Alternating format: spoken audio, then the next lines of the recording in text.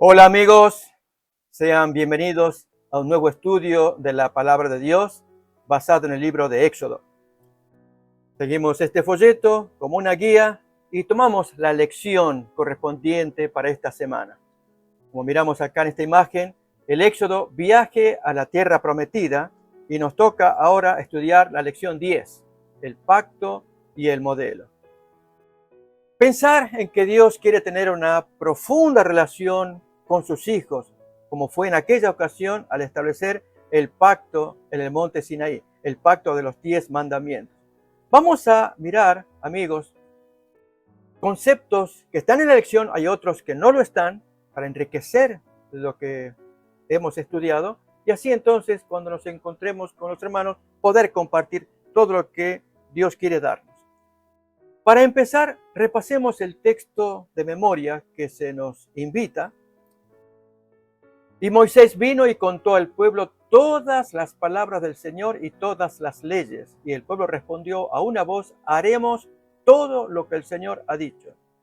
Suena muy bonito, aunque la lección no incluye. Vamos a leer una cita muy interesante acerca de esta apresurada decisión que tomó el pueblo de Dios al querer concertar este encuentro. De parte de Dios sí que había interés de establecer un pacto, tanto que Moisés subía, bajaba, hasta por lo menos 4 veces, contará el texto bíblico, que subió y bajó hasta que celebraron finalmente el pacto en Éxodo 24. Pero repasemos algunos conceptos que el autor nos trae, como tenemos acá. Puede ser una experiencia edificante y llena de crecimiento, pero solo si pasamos tiempo con Él. Dios quería que estos hijos con los cuales Él iba a hacer un pacto pasaran tiempo. Y es interesante acá los conceptos que el autor nos trae, que son ciertos. En términos prácticos, ¿qué es pasar tiempo con el Señor? Primero es estudiar su palabra, porque Dios nos habla por medio de la Biblia. También orar, que es abrir nuestro corazón a Dios para que Dios pueda revelarse por medio del Espíritu Santo. Mientras Él nos habla por su palabra, nosotros le hablamos por medio de la oración. Pero esta relación tiene que producir un fruto y tiene que llevarse a cabo con algo que Dios quiere para nuestro crecimiento y nuestra edificación. Y es dar testimonios a otros acerca de la muerte y de la obra de Jesús, como lo tenemos allí en la lección también señalado. Es decir, participar en la misión de Dios. Saben que la relación con el Señor no es solamente algo o abstracto o apartarnos para mirar las estrellas. Dios quiere que tengamos una relación inteligente con Él. Y por lo tanto, en la Biblia se nos va a indicar de qué manera. Y para ello, vamos pues entonces a repasar. Primeramente, les invito, no está en la lección, pero vale la pena tomar en cuenta las veces que Dios pidió a Abraham que subiera al monte y él bajó, comunicaba al pueblo, luego subía otra vez y lo comunicaba al pueblo, al punto que el pueblo ya se tomó confianza con este Dios que se revela, como lo está haciendo con Moisés, las leyes que está entregando, y se apresuraron a hacer un pacto. A ver, vamos a mirar primeramente los textos. Abrimos en Éxodo capítulo 19. Desde los primeros versículos vamos a apreciar esta situación. Éxodo 19, versículo 1 en adelante. Notemos, en el mes tercero de la salida de los hijos de Israel de la tierra de Egipto, en el mismo día llegaron al desierto de Sinaí. Recordemos que luego, en el libro de Números, se nos dirá allí por el capítulo 10, cómo esta gente deja toda su estancia pasada en el monte Sinaí. Desde el capítulo 19:1 hasta el capítulo 10, es toda la experiencia vivida en el Sinaí. Dando leyes, recibiéndolas, construyendo el santuario, practicando, hasta que finalmente, al año siguiente, ellos van a partir. Así que en ese primer año, a partir del tercer mes, después de la salida de Egipto, acontece lo que hoy queremos estudiar. Seguimos leyendo del capítulo 19. Dice entonces en el siguiente versículo 2, habían salido de Refidim y llegaron al desierto de Sinaí, y acamparon en el desierto, y acampó allí Israel delante del monte. Y Moisés, noten acá, esta es la primera ocasión en que Moisés y Dios tienen un profundo acercamiento. Moisés sube al monte y Jehová lo llamó desde el monte diciendo, así dirás a la casa de Jacob y anunciarás a los hijos de Israel. Bien, luego que le comunica qué cosa, todas las instrucciones. Versículo 7 nos cuenta que Moisés desciende del monte. Entonces vino Moisés y llamó a los ancianos del pueblo y expuso en presencia de ellos todas estas palabras que Jehová les había mandado. Y allí la gente inmediatamente dicen en el versículo siguiente, todo lo que Jehová ha dicho haremos. Y otra vez Moisés sube para encontrarse con Dios y referirle al Señor las palabras del pueblo. Esta es una segunda ocasión en que Moisés sube para encontrarse con Dios. Luego vamos a ver que desciende, versículo 14. ¿Sí?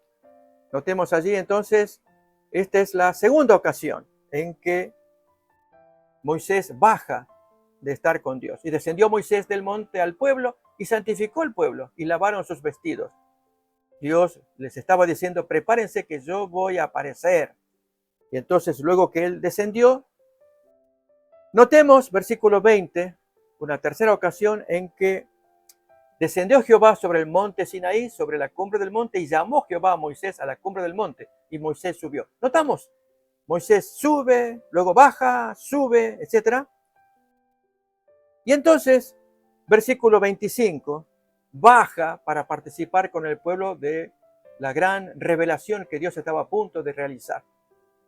Le instruye al pueblo y entonces Dios desciende sobre el monte Sinaí y pronuncia los memorables 10 mandamientos. Capítulo 20, versículo 18. Avanzamos todavía con estas idas y venidas.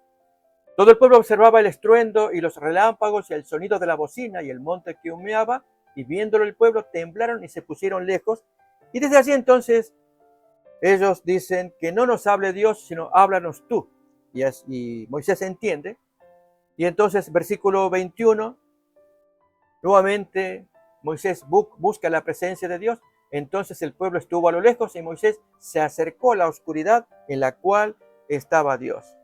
Y así, mis amigos, luego que sube, esta sería la cuarta ocasión en que él va a subir, luego baja, y esto es lo que nos interesa. Yo dije sube, baja, capítulo 24, versículo 1, ya había dado los 10 mandamientos, y del capítulo 21 hasta el capítulo 23 dio mandamientos adicionales, aquello que trata de los esclavos, la restitución de los bienes, golpes o problemas que haya entre los prójimos. Pero aquí hay un problema que necesitamos detectarlo. Moisés traía instrucciones de Dios, pero no para celebrar el pacto. Ellos se apresuraron a celebrar el pacto. ¿Por qué? Vamos a mirar. Capítulo 24, versículo 1 en adelante, leemos. Dijo Jehová a Moisés, sube ante Jehová tú y Aarón, Nadab y Abiú, y 70 de los ancianos de Israel, y os inclinaréis desde lejos. Notemos que ya Moisés se encontraba con el pueblo, ya había estado con el pueblo, y entonces la orden, súbete hasta mí. Versículo siguiente. Pero Moisés solo se acercará a Jehová, y ellos no se acerquen, ni suba el pueblo con él. Siguiente. Y Moisés vino y contó al pueblo todas las palabras de Jehová, todas las leyes que Dios le había dado. ¿Recuerdan? No solamente los 10 mandamientos, sino del capítulo 21, Dios dio leyes a Moisés. Él subió para encontrarse con Dios y ahora regresó para contárselas al pueblo. Entonces ahí dice todas las leyes, y todo el pueblo respondió a una voz y dijo, haremos todas las palabras que Jehová ha dicho. Noten que se los está contando al pueblo, son las palabras de Dios. Y ellos en el entusiasmo dicen, vamos a hacer todas las palabras que el Señor ha dicho. Siguiente versículo. Y Moisés escribió todas las palabras de Jehová y levantándose de mañana edificó un altar al pie del monte y 12 columnas según las 12 tribus de Israel. Aquí, amigos, no menciona lo que el texto nos va a decir, especialmente una cita que vamos a leer a continuación, de una presión prematura, anticipada para hacer el pacto. ¿A qué nos estamos refiriendo? No le dieron tiempo a Dios de revelar lo que Dios tenía pensado hacer, que era revelar todo aquel sistema de expiación para cubrir a estos descendientes, a estos hijos de Israel, en caso que violaran la ley de Dios. Cuando uno se anticipa a hacer un pacto de la emoción, de la alegría, tenemos un Dios poderoso, se manifestó enormemente en el monte Sinaí y dio leyes adicionales. Queremos hacer un pacto. No se debe actuar de esa manera, en forma precipitada. Si no está revelada todavía la cláusula para escapar en caso que uno falle. Miramos cómo sigue el texto y a continuación hemos preparado una cita de Elena White para ilustrar lo que queremos decir, que aparece en Patriarcas y Profetas, página 341. Pero continuamos leyendo la lectura bíblica. Y envió jóvenes de los hijos de Israel, los cuales ofrecieron holocaustos y becerros como sacrificios de paz a Jehová. Y Moisés tomó la mitad de la sangre y la puso en tazones y esparció la otra mitad de la sangre sobre el altar.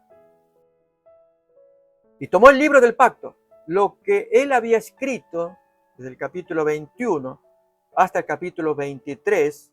Si observamos, no aparece ninguna revelación sobre el sacerdocio, los sacrificios y el santuario, que sí va a aparecer desde el capítulo 25 en adelante. A eso nos referimos, que se apresuraron en celebrar un pacto, el cual lo violaron y eran dignos de muerte. Recordamos cuando adoraron el becerro mientras Moisés estaba en sus 40 días allí en la oscuridad con Dios, recibiendo las leyes del Señor. Leemos un poco más de este pacto, insistimos, apresurado de parte del pueblo, que hacen presión a Moisés para celebrar de la alegría que todo el mundo tiene. Miremos. Y tomó el libro del pacto y lo leyó a oídos del pueblo, el cual dijo: haremos todas las cosas que Jehová ha dicho y obedeceremos. Ya hemos leído esta porción en el capítulo 19, ya cuando Moisés vino de parte de Dios y les dio a ellos la información. Ahora lo repiten. Siguiente versículo.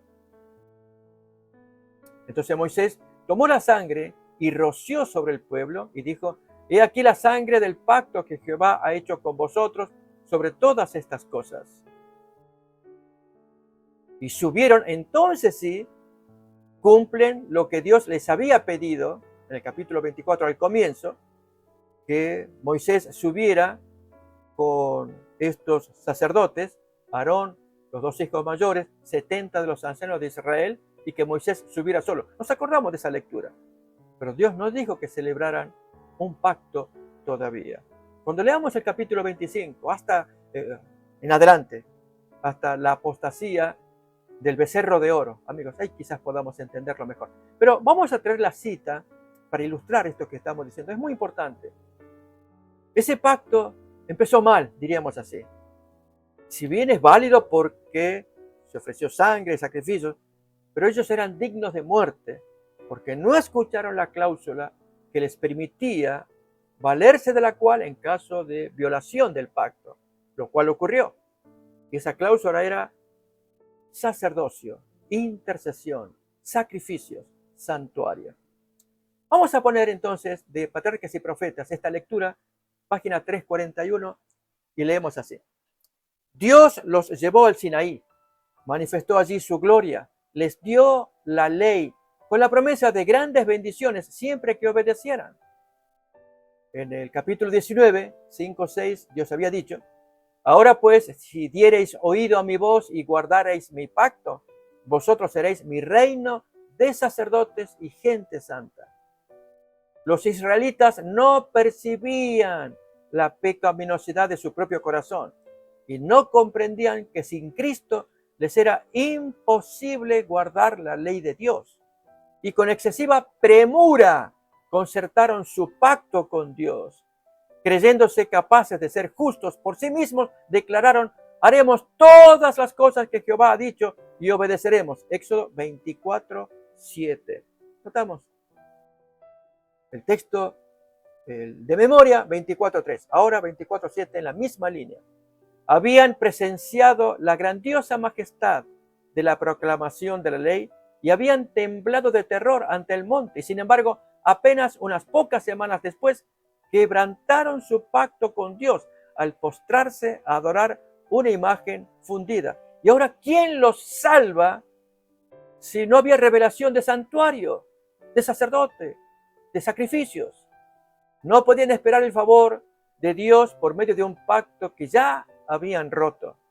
Y entonces, viendo su pecaminosidad y su necesidad de perdón, llegaron a sentir entonces la necesidad del Salvador revelado en el pacto de Abraham. ¿Se acuerdan, amigos, cuál es ese pacto que Dios hizo con Abraham? Ahora vamos a leer el texto. Y simbolizado en los sacrificios, de manera que mediante la fe y el amor se vincularon con Dios luego de la humillación que tuvieron que sufrir por causa de su pecado, como su libertador de la esclavitud del pecado. Ya estaban capacitados para apreciar las bendiciones del nuevo pacto, que es el pacto hecho allá en Edén, cuando Dios prometió enviar la semilla, la simiente que heriría la cabeza de la serpiente y ella apenas le tocaría el calcañar. Y esta simiente es prometida nuevamente frente a Abraham con juramento. Abrimos el texto, amigos, para que recordemos ese pacto hecho con Abraham de la semilla. Y amigos, a eso se le va a llamar nuevo pacto. Es el pacto de Génesis 3:15, de la semilla que daría el golpe mortal a Satanás, Génesis 3:15, reiterado con Abraham, capítulo 22, 17, 18, particularmente el 18, repetido después con Isaac y Jacob en otras dos ocasiones, capítulo 26 y 28. Vamos a leer esos textos también. Y luego esta semilla aparece nuevamente en el Nuevo Testamento, en Gálatas 3:16, representando a Cristo. Y un texto solemne que está en la carta de Juan, que el que tiene la semilla en su corazón no peca. Oh, amigos, este es el nuevo pacto. Mientras que el pacto apresurado que hicieron los israelitas se llama el viejo pacto. ¿Sí? Por eso es que en Génesis 31 se nos dice, versículo 31, ya no haré como hice con ustedes, que los saqué de Egipto, que fui como un marido, porque ahora celebraré un nuevo pacto, escribiendo la ley en la mente y en el corazón. Oh, amigos, ese es el concepto entre el nuevo pacto y el viejo pacto. Y el nuevo, que es el mismo que arranca desde Adán con Eva, así, luego pasa por los patriarcas, lo vemos en Pablo, en Gálatas, y culmina con Juan, muy clarito, que ese pacto es la semilla que entra en nuestro corazón para frenar a Satanás. Mientras que el viejo pacto, amigos, ustedes iremos viendo todos cómo fue celebrado. Había cosas que ellos no miraban su pecaminosidad. Pero vamos a los textos. Dije Génesis capítulo 26, 22 primero, versículo 17 y 18, junto con Hebreos 6:18, para hablar de la solemnidad de este pacto que hace el Señor con Abraham. De cierto te bendeciré. Acordémonos que fue como resultado de aquel intento de sacrificio, de aquella entrega sublime de un papá que entrega a su hijo Isaac al sacrificio. Como consecuencia de eso, Dios actúa. De cierto te bendeciré y multiplicaré tu descendencia como las estrellas del cielo y como la arena que está a la orilla del mar. Y tu descendencia poseerá las puertas de sus enemigos. Así lo interesante, amigos, es que la palabra descendencia, zera en hebreo, es una palabra rica en significado porque se aplica en plural a los descendientes de Abraham, toda todos aquellos hijos que proceden de los lomos de Abraham en la carne, pero también la palabra significa en singular semilla, simiente, y se aplica a una persona. Lo miramos en el siguiente versículo 18. En tu simiente, la misma palabra será, en tu simiente serán benditas todas las naciones de la tierra, por cuanto obedeciste a mi voz. Yo te prometo, por cuanto me hiciste esto. ¡Qué promesa! Miremosla en Hebreos capítulo 6. Podemos leer antes del versículo 18 para entender cómo Dios se expresa ante este hijo que hizo semejante entrega, pues Dios promete darle suma bendición, confirmando la simiente que entraría en nuestros corazones. Veremos pues entonces Hebreos capítulo 6, versículo 13 en adelante leemos así. Pero cuando Dios hizo la promesa a Abraham, no pudiendo jurar por otro mayor, juró por sí mismo, diciendo: de cierto te bendeciré con abundancia y te multiplicaré grandemente. Y habiendo esperado con paciencia, alcanzó la promesa. Siguiente versículo. Porque los hombres ciertamente juran por uno mayor que ellos, y para ellos el fin de toda controversia es el juramento para confirmación.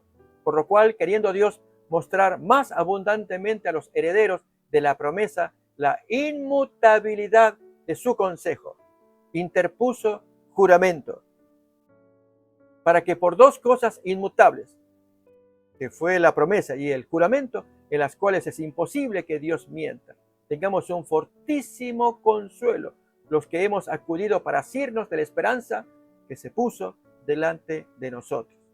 Esta es la semilla. Miremos también cómo Dios se la dijo a Isaac, capítulo 26, versículos 3 y 4, donde aparecen los dos conceptos o las dos acepciones de Sera, en plural y en singular. Habita como forastero en esta tierra y estaré contigo y te bendeciré.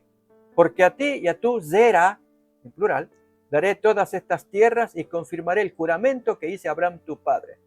Multiplicaré tu descendencia, tu Zera, como las estrellas del cielo, y daré a tu Zera, a tu descendencia, todas estas tierras. Y todas las naciones de la tierra serán benditas en tu Zera. No en la descendencia o por causa de la descendencia israelita, no. Es por Cristo, como lo dirá Pablo en Gálatas, texto que ya vamos a mirar. Y uno más todavía, Jacob, capítulo 28, versículos 13-14, en la misma línea, hablando del plural y el singular, y este es lo que nos importa, la promesa que el Señor hizo, que eso es lo que nos salvaría, porque sería bendición a todo el planeta. Bien, las palabras de Dios a Jacob. He aquí, Jacob estaba en lo alto de ella, el cual dijo: yo soy Jehová, el Dios de Abraham tu padre y el Dios de Isaac. La tierra en que estás acostado te la daré a ti y a tu Zera, tu descendencia. Será tu Zera, descendencia, en plural, como el polvo de la tierra, y te extenderás al occidente, al oriente, al norte, al sur, y todas las familias de la tierra serán benditas en ti y en tu Zera. Simiente en singular. O somos benditos por causa de los israelitas. ¿Acaso ellos trajeron bendición al planeta? Solo uno lo trajo. Mírenlo en Gálatas 3:16, como Pablo lo explica tan fascinantemente. Es alimento para el alma. Ahora bien, a Abraham fueron hechas las promesas y a su simiente. No dice a la Zera en plural, como si hablase de muchos, sino como de uno. Y a tu Zera, la cual es Cristo. Gracias a Él. Y por tener a Cristo, mis amigos, mis hermanos, miren algo tremendo que ocurre, como nos lo cuenta Primera de Juan, capítulo 3, 9.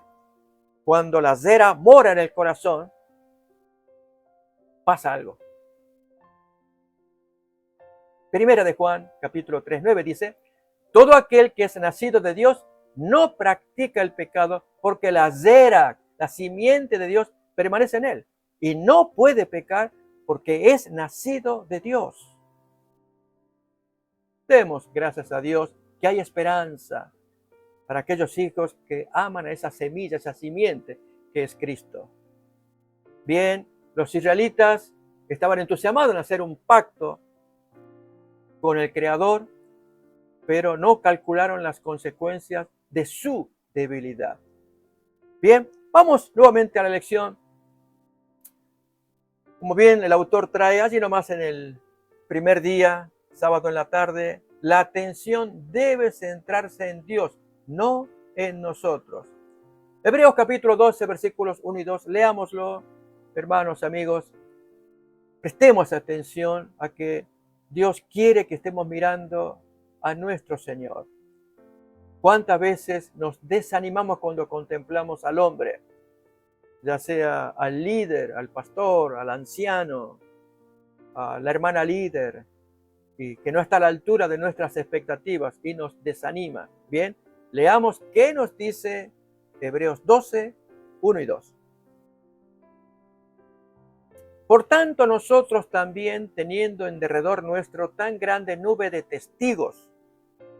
Allí se refiere al capítulo anterior en que descuellan la cantidad de santos que por fe o conquistaron reinos, obtuvieron justicia, hicieron un sinnúmero de buenas obras. Y enumera, ustedes saben, capítulo 11, desde Abel en adelante comienza a mencionar, y allí entra en la lista Enoc, Noé, los patriarcas, los grandes santos, y uno tras otro. Y entonces dice en el capítulo 12:1 que aún mirando esa tremenda nube de testigos, a veces podemos admirarlos. Despojémonos de todo peso y del pecado que nos asedia y corramos con paciencia la carrera que tenemos por delante, puestos los ojos en el pastor Contreras. No, jamás. Miremos a Cristo, no al hombre. Aprendamos esa lección. ¿Cuántas veces sufrimos y nos chasqueamos porque ponemos la atención en la carne, en el ser humano, tan débil, tan falible? El versículo nos enseña, la atención tiene que estar centrada en nuestro Salvador. Sigue más la lectura. El autor y consumador de la fe, el cual por el gozo puesto delante de él, sufrió la cruz, menospreciando el oprobio, y se sentó a la diestra del trono de Dios. A él sí lo podemos contemplar. Y amigos, cuando nos falla algún compañero de camino, al mirar al maestro y ver cuánto él sufrió, como lo dice el siguiente versículo, él es la fuente de inspiración para que avancemos. Miremos. Considerad a aquel que sufrió tal contradicción de pecadores contra sí mismo, para que vuestro ánimo no se canse hasta desmayar. Mírenlo a él, mírenlo a él. Es lo que Dios nos quiere enseñar. Y en la experiencia del pacto, que Dios les reveló las leyes, el pueblo cierto se apresuró a concertar el pacto, pero Dios quería que le permitieran a él entregarle todas las leyes, particularmente aquellas, como diríamos hoy, quizás el disclaimer. Cuando hay problemas, aquí hay una explicación. Dios, yo tengo problemas, ¿qué hago? Me metí en problemas. Ok, aquí hay una salvedad. El sacrificio, el sacerdocio, el santuario, lo podemos arreglar, no te desesperes, lo vamos a arreglar. Allí Dios puede poner las cláusulas que nos alivien en ese contrato. Amigos, pongámonos a pensar. Si celebramos un contrato con alguien, ya sea hasta el simple contrato de alquiler, y se ponen las cláusulas, y entonces se nos da la propiedad y se nos indica, bueno, esta propiedad lo que tiene, usted puede ver, agua, luz, en fin, todos los servicios aquí, allá, ¿ok? ¿Y cuál es la parte que me toca a mí? Bueno, el pago mensual, usted sabe, ¿estamos de acuerdo con el monto? Estamos de acuerdo. Usted lo va a pagar en los primeros días del mes, le doy plazo hasta el día 3 del siguiente mes, ¿ok? Pregunto, ¿y si no puedo pagar el día 3 y si por algún motivo tengo que pagarlo después? ¿Cómo se arregla esto? Amigos, eso es lo que necesitamos. Que si no podemos, por X motivo, por supuesto que queremos cumplir, pero a veces las fuerzas pueden decaer o nos excede el compromiso. El dueño puede sacar sus propias reglas. decirle, mire, si usted me paga del 4 al 5, le aumento tanto por ciento. O decir, mire, si usted no puede, está bien, podemos entender hasta el día 5. Ok, sí, pero es hasta el 3. En emergencia hasta el día 5. Y así, en fin, arreglar. Con Dios podemos arreglar si hay santuario, si hay sacerdote, si hay sacrificios. Es lo que Dios quería revelar. Vamos pues entonces, amigos, a mirar en la lección el libro y la sangre, como lo tenemos acá. Ya hemos leído Éxodo capítulo 24. Como bien dice allí en la parte subrayada, lo esencial, allí el texto ya lo hemos leído.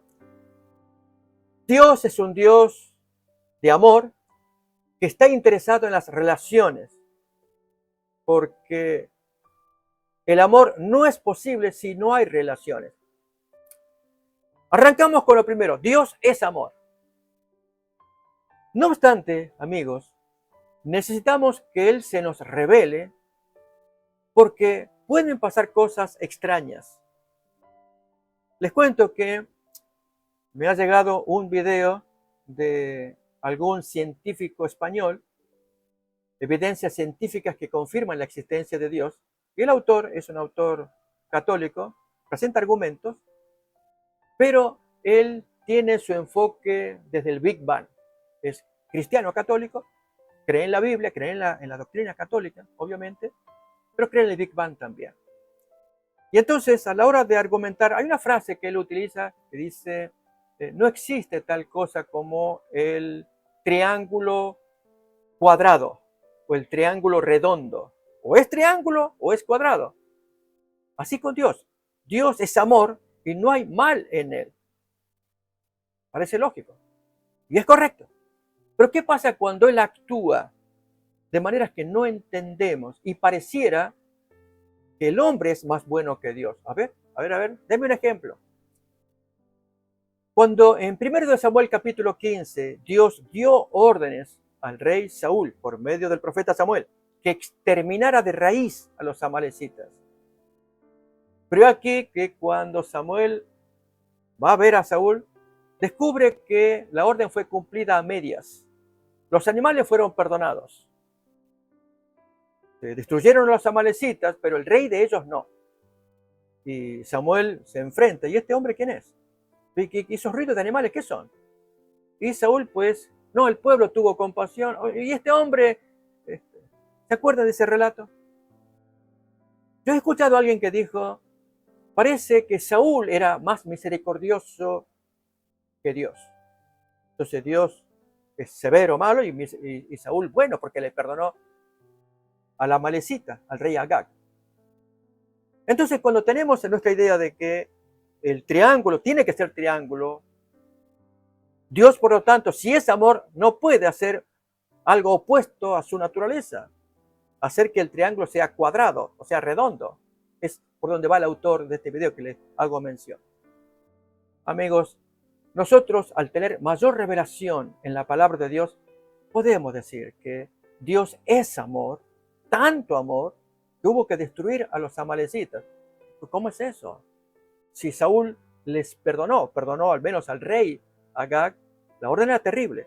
Era matar a todos, incluidos los niños de pecho. Todos había que ser destruidos. El Creador lo decidió. Pero Saúl, de bueno que era, le permitió sobrevivir a Agag y a los animales. Pero amigos, cuando leemos Éxodo 17 y Deuteronomio 25, ahí entendemos por qué el enojo de Dios. Que cuando el pueblo salía en su éxodo de Egipto, los amalecitas que negaban a Dios y rechazaban toda la historia que se contaba acerca de la milagrosa apertura del Mar Rojo y la salida de los israelitas, ellos lo negaban y lo iban a probar, que el Dios de los hebreos era débil contra ellos. Pero ¿qué recurso, qué estrategia usaron? Atacaron la retaguardia y Dios se ofendió mucho. En la retaguardia, a la cual Dios le llamará el trono de Jehová, iban los enfermitos, iban los niños, iban las mujeres, iban los viejecitos, iba toda la gente débil. Leamos Éxodo 17 y Deuteronomio 25. Ahí aparece esa historia, dos capítulos. Por lo cual Dios dijo, esa gente serán raídos de la tierra. Ya colmaron la paciencia de Dios al hacer semejante acto contra el Creador. Y llegó el turno con Saúl y él no obedeció. ¿Captamos, amigos? Dios es amor. Y tenía que eliminar esta, como solemos decir, fruta prohibida. O fruta podrida, quizás sea mejor expresión, para referirnos a los amalecitas. Pero si Él es amor, busca relacionarse, como dice la lección, muy bonito, que haya gente que se le acerque, le tenga confianza, que Dios lo va a amar y como dice todavía la lección, Él será su Dios y ellos serán mi pueblo. Y no querríamos sabernos amados y protegidos por nuestro Creador si entramos en relación de pacto. O seremos como los amalecitas, desafiantes, rebeldes, opuestos, al punto de que Dios finalmente tenga que dar su sentencia, dolorosa por cierto, del exterminio. Bien, de eso trata la lección, de relaciones, de un Dios de pacto, lleno de amor, pero que busca que sus hijos se le acerquen, lo conozcan y al leer la palabra entiendan por qué Dios en algunos casos tiene que actuar muy severo, pero lo hace aún por amor a su pueblo, y esa raza maldita, los amalecitas que hicieron semejante acto deleznable de atacar la retaguardia, la parte más débil de toda la gente que salió de Egipto. Vamos pues a mirar en la lección una expresión que aparece acá, que ojalá también nos haga meditar, San Juan 12:32, que aquí lo tenemos para leerlo. Y cuando yo sea levantado de la tierra, a todos atraeré a mí mismo, hacia mí. Esta es la mayor expresión del amor de Dios. Amigos, si tenemos dudas, conflictos, ¿será que Dios es como es? ¿Por qué las guerras santas del Antiguo Testamento, por ejemplo, el exterminio de los cananeos, de los amorreos, aquí, allá, allá, allá? Amigos, la lección, lógicamente, va a abordar otros asuntos, pero déjenme apenas unos poquitos minutos para decir lo siguiente. Dios tenía razón cuando le dijo a Abraham en Génesis 15, la maldad del amorreo no llegó hasta aquí. Porque en ese tiempo de Abraham, cuando él pudo rozarse con gente contemporánea a él testifica que creía que en esa gente no había temor de Dios. Y sí lo había. Esto aparece en Génesis 12 en Egipto con el faraón, que respetó a una mujer que era mujer ajena, no la tocó. Y cuanto más el rey Abimelech de Gerar, de Canaán, lo mismo. Al punto que el mismo, vamos a leer el texto, yo les invito a que me acompañen, Génesis capítulo 20, versículo 9 en adelante, que Gerar, Abimelech, rey de Gerar, se asombra por cómo se comportó Abraham al ocultar que esa mujer era su esposa y no solamente su hermana. Miremos el texto y saquemos alguna lección. Después llamó a Abimelech a Abraham y le dijo, ¿qué nos has hecho? ¿En qué pequé yo contra ti? Que has atraído sobre mí y sobre mi reino tan grande pecado. Lo que no debiste hacer, has hecho conmigo. Y le dice, ¿pero qué pensabas? Y claro, Abraham creía que no había temor de Dios ahí. Y sí lo había. Pero amigos, 430 años más tarde, ese temor de Dios desapareció. Por eso es que Dios dice que la maldad del amorreo, en Génesis 15, no llegó al colmo hasta acá. Pero llegado al colmo, tienen que ser exterminados. Con esto decimos, amigos, que Dios cuando obra, lo hace con conocimiento y con revelación para que nosotros conozcamos los modos de Dios, son sus modos de amor también. Aunque a algunos puede no gustarle el tema de las guerras santas, las guerras de Jehová. Pero está revelado en la Biblia para que aceptemos y confiemos lo que el Nuevo Testamento nos dirá, que Dios es amor. Bien, así vamos a pasar al día lunes, ver a Dios. Éxodo capítulo 24, 9 al 18. Qué honor, qué privilegio de aquellos varones que subieron a la montaña, y entre ellos particularmente los dos hijos mayores de Aarón. Leamos el texto Éxodo 24, 9 en adelante, recordemos la escena, pero también lo que pasó durante ese año, recordemos, hasta Números 10, ese año de convivencia, aprendiendo y practicando las leyes de Dios, y particularmente con estos dos hijos mayores de Aarón, Nadab y Abiú. Leemos pues 24 del 9 en adelante. Y subieron Moisés y Aarón, el hermano, Nadab y Abiú, los dos hijos mayores de Aarón, y 70 de los ancianos de Israel, y vieron al Dios de Israel. Y había debajo de sus pies como un embaldosado de zafiro, semejante al cielo cuando está sereno. Mas no extendió su mano sobre los príncipes de los hijos de Israel. Y vieron a Dios, y comieron y bebieron. Qué privilegio, qué honor. Pero amigos, ¿qué ocurre cuando prevalece la naturaleza pecaminosa? Podemos disfrutar de esos momentos de placer, de honor, ver al Señor en la gloria. ¿No implica eso mayor responsabilidad, una vida consecuente de obediencia, no permitirnos licencias? Bien, en el caso de estos dos hijos mayores sí hubo esa licencia. Abrimos en Levítico capítulo 10 para recordar la escena, versículo 1 en adelante, y sobre todo, amigos, una porción, esta parte no está en la lección, pero vale la pena incluirla, y es el castigo a Nadab y Abiú, pero también el extraño mandato que Dios le da a su papá y hermanos sobrevivientes. Ustedes no hagan duelo, no salgan afuera, quédense dentro del tabernáculo. A ver, leamos.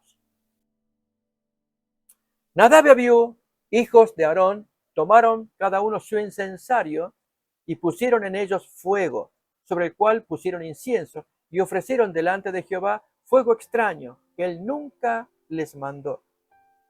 Y salió fuego de delante de Jehová y los quemó, y murieron delante de Jehová. Uno podría pensar, qué severo que es Dios, qué terrible que es. Seguimos leyendo. Entonces dijo Moisés a Aarón, esto es lo que habló Jehová, diciendo, en los que a mí se acercan, yo me santificaré, y en presencia de todo el pueblo seré glorificado. Y Aarón se tuvo que callar. No solamente callarse, él recibió una orden. No debía manifestar expresiones de dolor, expresiones externas. ¿Sí? Lógicamente, podía sentir dolor, sentirlo, pero manifestarlo y mucho menos participar de las quejas, lamentos, lloros del vecindario, parentela, que en muchos casos podrían acercarse a él. Aarón, ¿qué pasó? ¿Qué es esto? Imagínense a un papá quejarse o llorar. Es terrible. Qué terrible que es tu Dios, es tu jefe terrible porque... A ver, hermano, vamos a leer mejor el texto antes de dar opiniones fuera, incluso desatinadas. Leamos el versículo. Y Aarón cayó. Y llamó a Moisés a Misael y a Elzafán, hijos de Uziel, tío de Aarón, es decir, primos, y les dijo, acercaos y sacad a vuestros hermanos de delante del santuario, fuera del campamento. Y ellos se acercaron y los sacaron con sus túnicas fuera del campamento, como dijo Moisés. Entonces Moisés le dijo a Aarón y a Eleazar, a Itamar, los restantes hijos, no descubráis vuestras cabezas, ni rasguéis vuestros vestidos en señal de duelo, para que no muráis, ni se levante la ira sobre toda la congregación, pero vuestros hermanos, toda la casa de Israel, sí lamentarán por el incendio que Jehová ha hecho. A ellos sí, que ellos lloren, que griten, ustedes no. ¿Por qué? Lo voy a explicar a continuación. Ni saldréis de la puerta del tabernáculo de reunión, porque moriréis, por cuanto el aceite de la unción de Jehová está sobre vosotros. Y ellos hicieron conforme al dicho de Moisés. Noten, la unción, la investidura. Ustedes son siervos del Señor, pero si ustedes no obedecen y se quejan o salen del tabernáculo para recibir allí la investida de preguntas y comentarios, y ustedes llegan a decir algo, opinando sobre lo que pasó, y dando la impresión de que Dios es un Dios severo. Por eso Aarón cayó. Él prefería guardar silencio. Sufría por dentro por haber perdido a sus amados hijos. Pero la gente toda tenía que entender que el pecado que cometieron los jóvenes fue muy grave. Seguimos leyendo un poquito más todavía.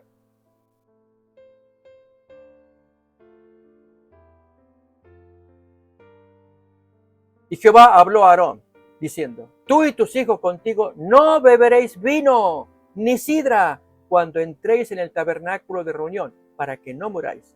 Estatuto perpetuo será para vuestras generaciones, para poder discernir entre lo santo y lo profano, entre lo inmundo y lo limpio. Ahora ya entendemos, amigos, cuál fue la razón. En este caso, ¿es Dios el culpable o quizás el papá? O la mamá, o un comportamiento permisivo para estos jóvenes alcohólicos, por lo cual no discernieron semejante acto de presentarse ebrios delante de Dios, cuando Dios no pidió semejante servicio. Una lección para aprender también. Bien, estos Nadab y Abiú fueron privilegiados, estuvieron contemplando a Dios. Hemos leído el texto junto con su papá, Aarón, y 70 restantes ancianos, 73 nos dirá la lección, y Moisés que subió arriba para recibir más información.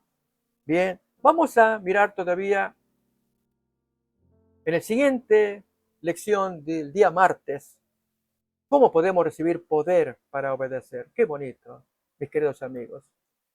Pensamos en Nadab y Abiú y toda aquella hueste de contemporáneos que también tuvieron sus problemas, como fue hacer el becerro de oro. Dios les daba los mandamientos, amigos. Inmediatamente uno piensa, bueno, tienen que obedecer. No va por ahí. Primero, el hombre necesita cambiar su corazón. Acordémonos cómo fue enunciado los 10 mandamientos. Primero se presenta un preámbulo. Los judíos le llaman primer mandamiento. Hay quienes por ahí también que le llaman primer mandamiento. En verdad, no es un mandamiento en sí. Es una introducción o preámbulo. Miremoslo en Éxodo capítulo 20, versículos 1 y 2. Y habló Dios todas estas palabras diciendo: yo soy Jehová tu Dios que te saqué de la tierra de Egipto de casa de servidumbre. Si yo te saqué de la esclavitud, ahora te doy los mandamientos para que tú obedezcas. ¿Y cómo lo haría el hombre? En gratitud, porque le ha sacado de la esclavitud. El hombre feliz, agradecido, entonces le rinde obediencia a ese creador que lo sacó de la esclavitud. Bien, ese principio va a aparecer permanentemente, subyace en el Antiguo Testamento. Dios primero va a limpiar el corazón, va a quitarnos de la esclavitud, va a aliviarnos la carga que nos aplasta para ponernos en una condición en que podamos obedecer por su gracia y su poder. Mírelo cómo lo presenta en la lección el día martes.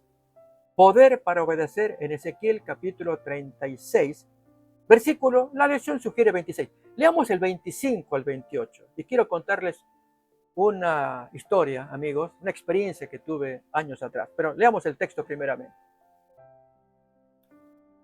Esparciré sobre vosotros agua limpia y seréis limpiados de todas vuestras inmundicias y de todos vuestros ídolos yo os limpiaré.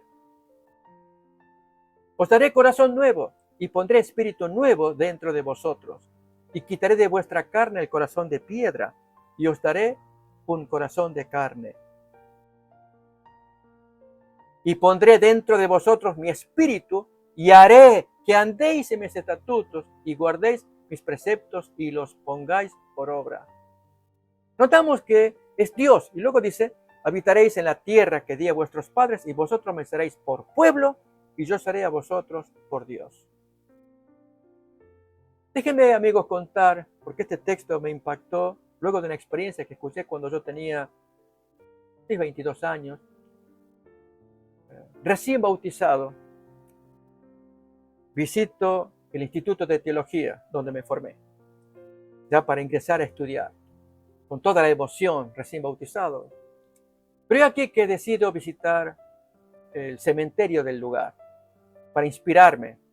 Yo creía en mi juventud aquí están yaciendo muertos los santos. Así lo tomé. Y así fue. Porque cuando comienzo a leer las lápidas, había cada mensaje de inspirador. Alguno puesto quizá por los hijos, la esposa, que le dedican al fallecido. Querido fulano, esperamos verte en la mañana de la resurrección. Buscaremos ser fieles con el Señor, como tú lo fuiste, para encontrarnos juntos. Querida esposa, te extraña tu esposo y oraremos para que nos encontremos juntos en aquel día glorioso de la resurrección. Y así frases, una tras otra, que yo iba leyendo. Y en esto veo una dama que estaba limpiando allí el túmulo. Había plantas, flores y demás. Y yo esta señora la conocía de unos años atrás porque en mi tiempo de soldado, de servicio obligatorio en mi país, pues la conocí, fui a su iglesia, comí con ella y la familia, y era la esposa del pastor, el pastor Talbot del Ecuador. Entonces ella me reconoce, yo también. Tú acá, ¿sí? Qué hermoso, qué bueno, un lindo momento. Pero entonces ella me cuenta la historia de, imagínense una escena como esta, donde está limpiando el túmulo que sería de su hijo, al cual apodaban el gato. Era el hijo rebelde de la familia. Y siempre los papás y los hermanos oraban por este hijo descarriado. Bien, abandonó la fe, se dedicó a estudiar y estudió medicina. Y pasaron los años y en cierta ocasión él llama a su padre por teléfono. El padre, bien, feliz, escucha a su hijo. Papá, le dice ya este joven médico, le decían el gato de apodo. No entiendo por qué me mentiste a lo largo de mis años. Hijo, ¿de qué me hablas? Porque cuando me enseñaste el evangelio, entonces el hijo así le reprochaba al padre. Tú no me enseñaste como la Biblia enseña. Tú me dijiste, haz esto y haz lo otro. Tú tienes que actuar así, así, así. Eran las órdenes que ese joven había entendido de su padre. El papá estaba a punto de reaccionar y la esposa le decía, no le responda, no le digas nada. A ver qué se trae. Ahora entendí, papá, que no soy yo, es Dios el que obra en mí. Había entendido el texto de Ezequiel, capítulo 36, 25 al 27. Esparciré agua. Ahí el texto dice, yo soy el que voy a esparcir el agua. Yo soy el que voy a cambiar tu corazón. De hecho, amigos, la lección lo trae. Ustedes pueden mirarlo acá. Préstenle atención, es muy cierto. Observa el uso del pronombre yo por parte de Dios en Ezequiel 36, 24 en adelante. Dios reúne, Dios limpia, Dios quita, Dios da, Dios pone, Dios moviliza para obedecer cuidadosamente su ley y hacer que la gente obedezca. Lo cierto es que el gato pues le dice a su padre, ahora entiendo que es Dios el que me cambia mi corazón, el que hace que yo obedezca y haré que andéis en mis estatutos, etc. El hijo estaba feliz, ahora descubro.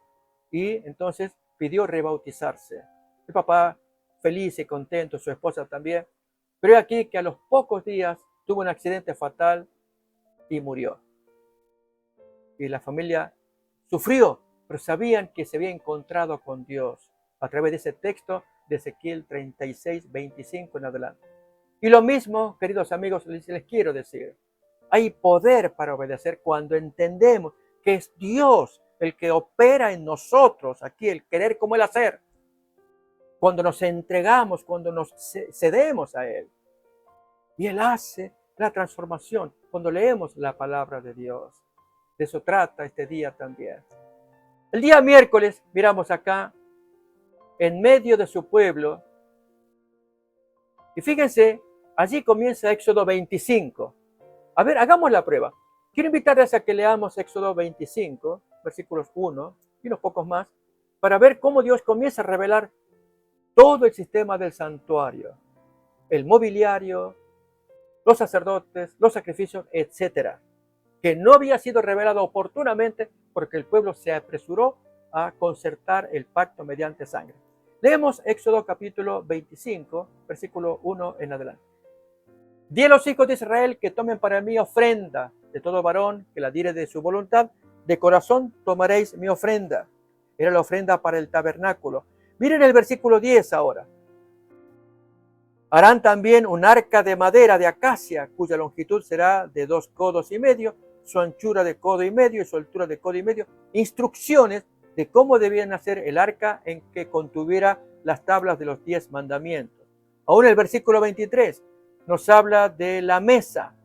Dice, harás asimismo una mesa de madera de acacia y su longitud será de 2 codos y de 1 codo, etcétera, las medidas que tenía que tener esa mesa para el pan de la proposición. En el versículo 30, y pondrás sobre la mesa el pan de la proposición delante de mí continuamente. O versículo 31, el candelabro de oro. Harás además un candelero de oro puro, la menorá. Labrado a martillo será el candelero, su pie, su caña, sus copas, manzanas, sus flores serán de lo mismo, como Dios había dado instrucciones de hacer esta parte del santuario. Lo mismo, capítulo 26, el tabernáculo, cómo tenía que ser hecho, y los 2 departamentos. Aún, capítulo 27, podemos mirar, sí, solamente en forma de mirar rápidamente, 27.1, el altar de bronce. Era el altar de madera de acacia que se usaría para los sacrificios y estaría ubicado en el atrio o patio. Aún, versículo 9, el atrio del tabernáculo, cómo debía ser hecho. En el versículo 20 que trata del aceite para las lámparas. Y también capítulo 28 empezamos a hablar de los sacerdotes, sus vestimentas, cómo debían ser hechas.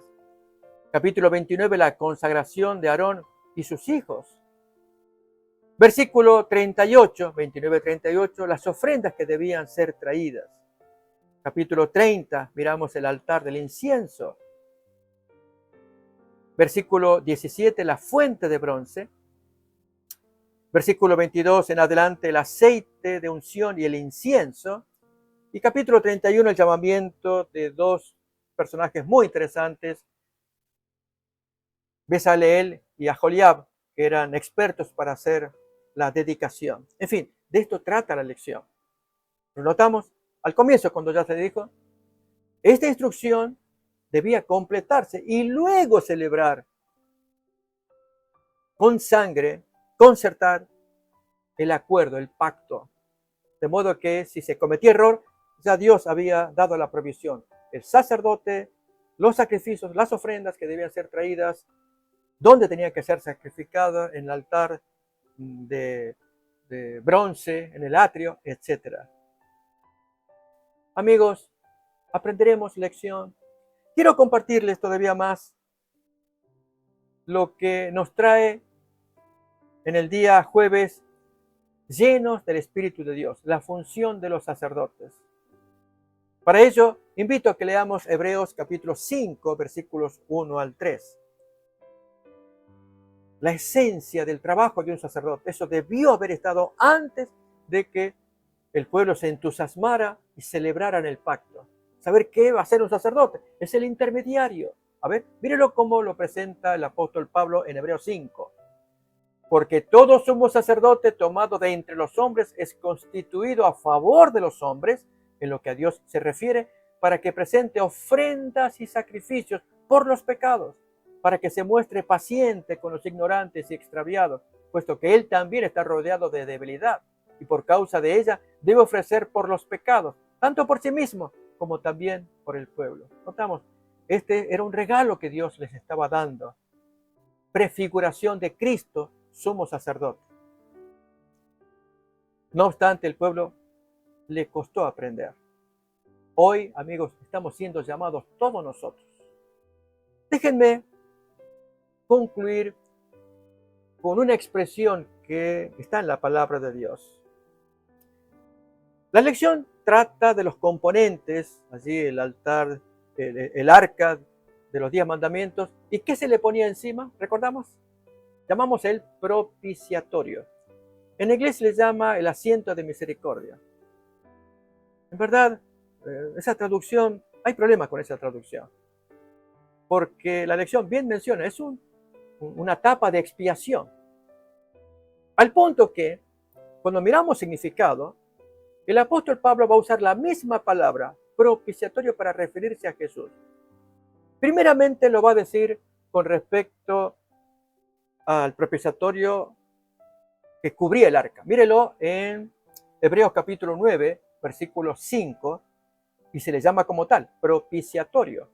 Lo que llamaríamos hoy una tapa de expiación, una tapa expiatoria, que se le ponía encima del arca de los 10 mandamientos. Y sobre ella, sobre el arca, los querubines de gloria que cubrían el propiciatorio, de las cuales cosas no se puede ahora hablar en detalle. ¿Sí? Pero aquí que ahora sorprendentemente aparece un texto en Romanos 3:25 diciendo que Jesús es el propiciatorio, solo que en español se traduce propiciación.